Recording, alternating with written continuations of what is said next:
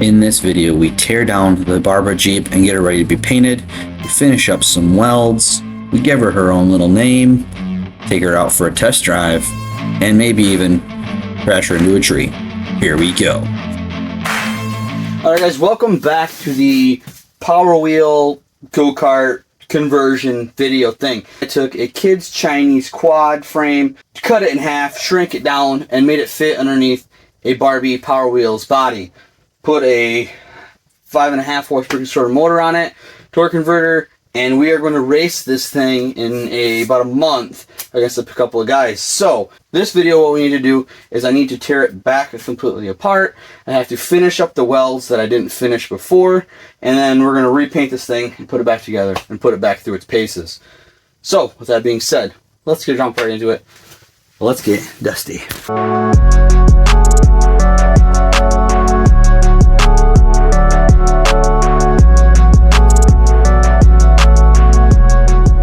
Alright, so the whole thing took me about 25 minutes to break down, and I have parts all over my workbenches that need to get separated out to what needs to be welded, what needs to be painted, what colors.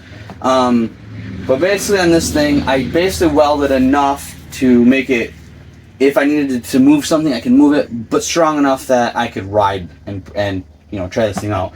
So there's some welds that need to be finished up, but really for the fabrication point, that's about it.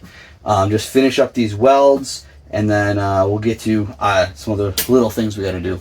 So this back bumper that I put on, you can kind of see it's literally just tack welded on there. I had the body on it, and I didn't want to warp the body with heat. I did a couple of tack welds, so this will be the first thing that we got to weld up.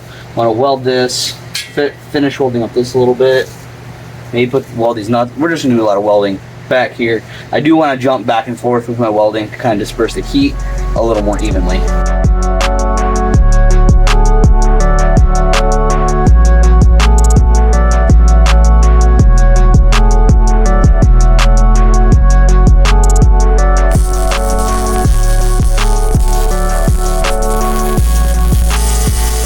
So this original steel that was on the back roll cage portion of this thing is very thin, and it doesn't like the heat of the welder. And all I'm doing is, if I try to like actually weld a bead, it's just melting on me. So what I'm having to do is go through and just let it cool down, and that's how I'm getting this thing to kind of fill. So hopefully at least look better at the most. If it held my weight earlier, I'll show you down below.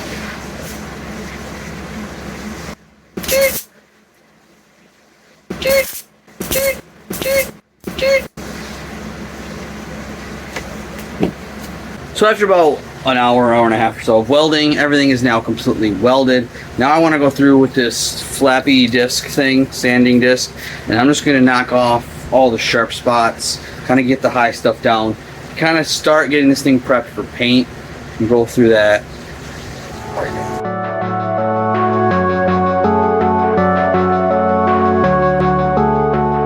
Before we bring everything over and start cleaning it up and getting ready for paint, I do need to address the issue of this giant crack on the back of the body. If you don't see what I'm talking about, I think you can see it now. Big old crack in there. I want to fix that the best that I can, and the way that I'm going to do that is I have a plastic welder stapler thingamajig gun that I got on Amazon, and it works pretty well. You slide your little staple in, then you just get where you want, squeeze the trigger for, I better do it this way, squeeze the trigger for a second.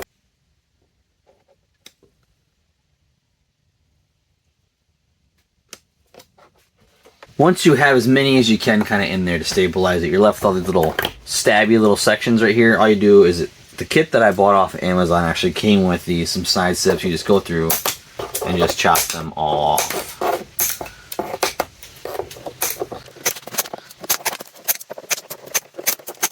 And now the crack, it's still there, like you can still see it, but it's not splitting around anymore. So for 20 bucks off Amazon, that tool is pretty sweet for fixing stuff like this. But now we need to go outside, get everything cleaned off, so we can start getting everything painted. Before I start painting, parts and stuff needs to get cleaned, so therefore I'm going to power wash a lot of these parts. Because I'm already over budget, I don't have a bunch of money for a bunch of paint, so we are just going to rattle can everything. Pretty simple, straightforward. So I'm just going to start power washing stuff, and then we'll get it dried off and we'll get it ready for paint.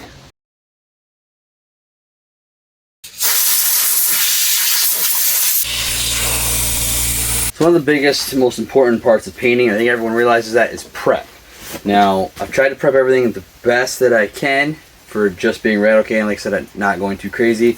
Right now I'm taping off around the roll bar because I can't get the roll bar out, and I don't want the whole thing to be painted black. So we're doing it this way. But take your time, and that means take your time with the prep and take your time when you're actually spraying, because a heavy spray can lead to crazy amounts of runs, drips, and can make your project look crappy, even if you spend all the time in the world prepping for it.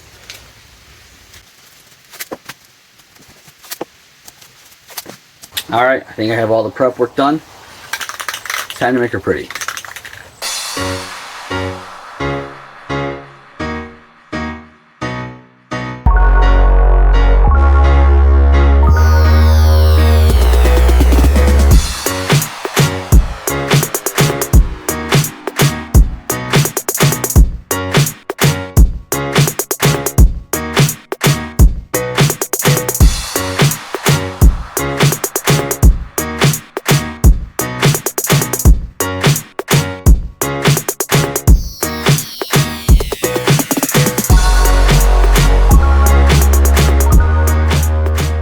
Well, the paint is pretty much dried up. I want to heat wrap the exhaust. I have some heat wrap that I've had for years, so it's been a long time since I've used it. But I just want to wrap up this pipe. That'll kind of keep that heat down from by your foot or leg.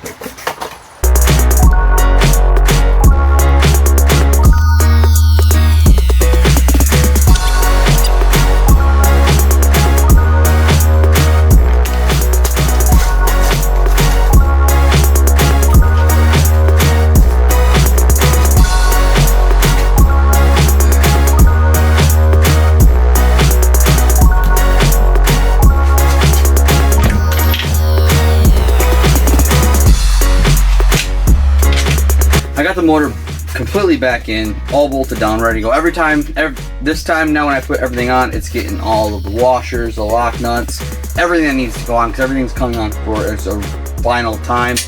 Motor is now in. Now we just got to keep focusing on getting the rest of the stuff.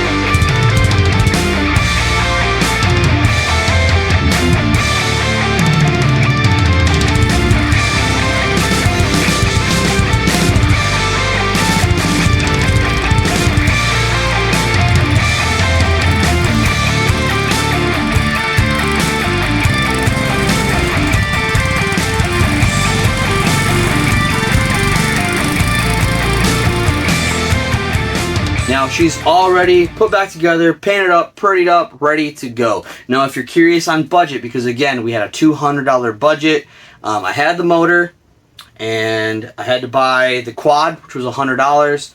I bought the PowerWheel for $20. I had to get a new carb for the motor to make it run, that was $12.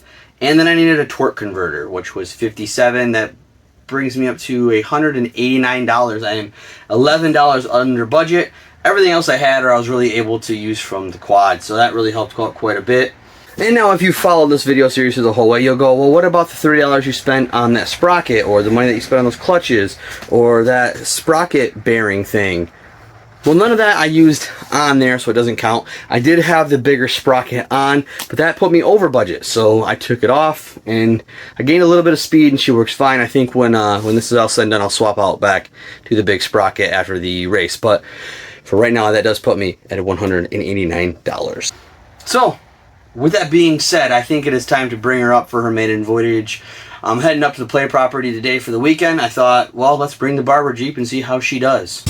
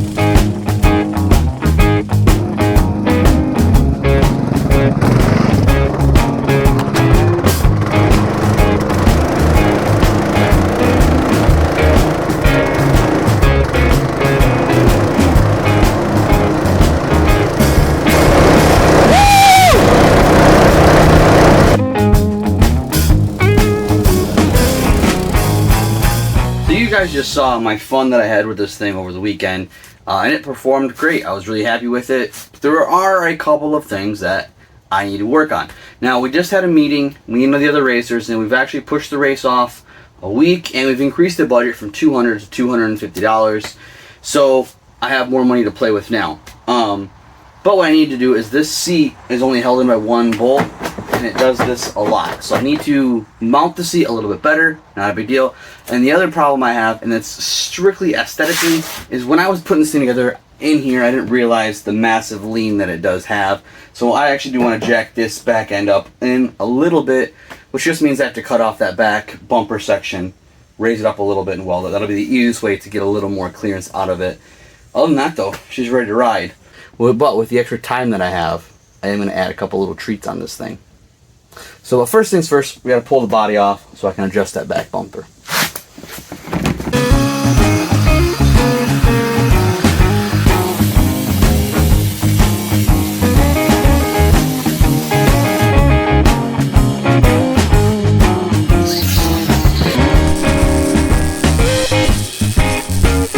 So what I just did on here that you saw me do is I moved this back bumper support up almost 2 inches.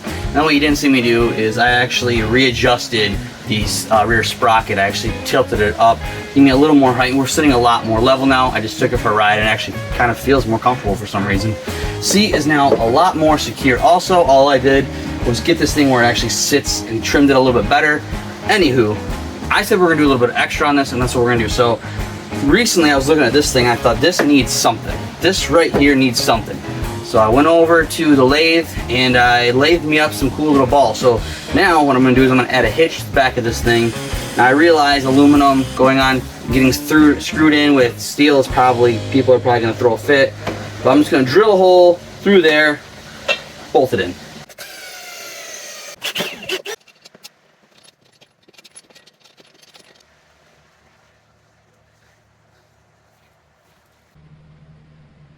So I really wanted lights on this thing, and I found that I had these two cube lights that I had from my old truck laying around, so I thought these would be perfect. So I chopped the crap out of the brush guard with the Sawzall and grinder to make holes. So now these lights slide right on in, and I gotta drill some holes in the back frame. There's a part that runs across. Drill some holes, get some bolts through there. Touch up paint on that, and then I'm gonna have actual lights, which I'm pretty stoked for. Now the very last thing that I want to do on this thing is I want to add this. Now this is an extra horn that I had from when I did my Hornet prank video a long time ago. Had an extra horn. I didn't know what to do with it, so what we're gonna do is we're gonna stick this inside under the hood to here, and then I commandeered this Milwaukee battery hookup thing from the Franken-Trike. So I will mount that on the inside here, and I will run the lights and the horn off of this one battery. I am going to have to make a small switch panel over inside the dash, and I'll do that. And then this thing will be done. I'll have all the add-ons that I want, and we'll be ready to rock and roll. So I wasn't going to film any of this install of all the wiring because I figured that there's enough video already shot. But this is just a cool trick that I just did, and it worked out, so I wanted to share it. So I need to put the battery connector thing in here, and I need to drill the holes there so I can bolt it together. Problem is that the drill does not fit down there, so I need to drill them from the outside. Other problem is I can't really see through the, can't see where to put them. But wait, there's more. So you can see I already drilled the holes, but this is how I did it. So if you put this thing up there, you can't see it. But you hit it with the flashlight from behind, boom, you can see exactly where your holes are. I was super stoked about that, so I wanted to share that tip with you guys. And as you guys can see, I am getting this thing wired up tonight.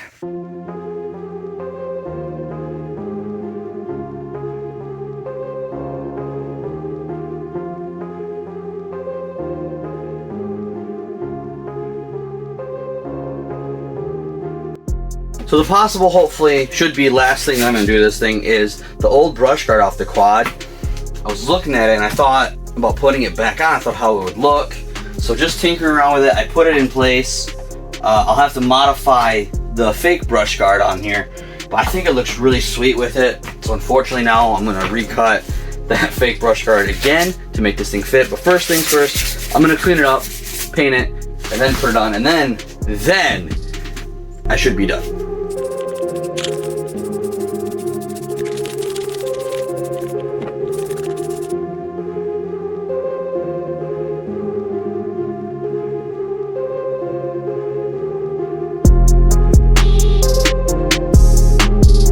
All the accessories are done now. Everything that I did is wired up, and it's just using a small Milwaukee battery because realistically it's just there for aesthetics and for me to say I did it. So I got the lights installed and those are working. I showed you guys the light panel in the little montage thing. I got the brush guard painted up, she's reinstalled, and close your ears on this one. We got ourselves a nice little horn with a little button to push the horn as we're driving. That's it for this one.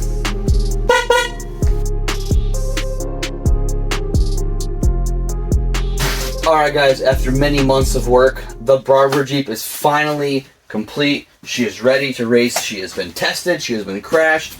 She is ready to compete. Now, if you've jumped on this video series halfway through, let me bring you up to date. So originally we started off with, it was a $200 budget. We had to take a PowerWheel and make it go as fast as we could with $200. Since then, we have actually upped it to $250 because we live in where inflation is, so 250 bucks. Where am I at on budget? I was at 189, and then with the extras and some miscellaneous things, I'm about pushing 195, 200. I'm well within budget. And who am I racing? If you don't remember, I got 3 guys that I'm racing. One guy used to be a military combat engineer. One guy by trade is a machine builder, and one guy has had more experience with tinkering around in a shop and building stuff than I have had at wiping my own butt. So those are the guys that I'm racing. Now, all the way back, I said I didn't care if I win. I still don't care if I win. I just wanted to compete. Do I want to win? A little bit I do. But I'm cool with just competing because this is the coolest thing that I have ever built. I am so proud of it. Like I said, I have crashed it. I've almost rolled it. My kids have been on it. It is an insane amount of fun, and I can't wait to race. And if you can't wait to watch me race, make sure you hit that subscribe button so when I do release that race video, you guys will see it. So ladies and gentlemen, thank you for watching. I'll see you on the racetrack.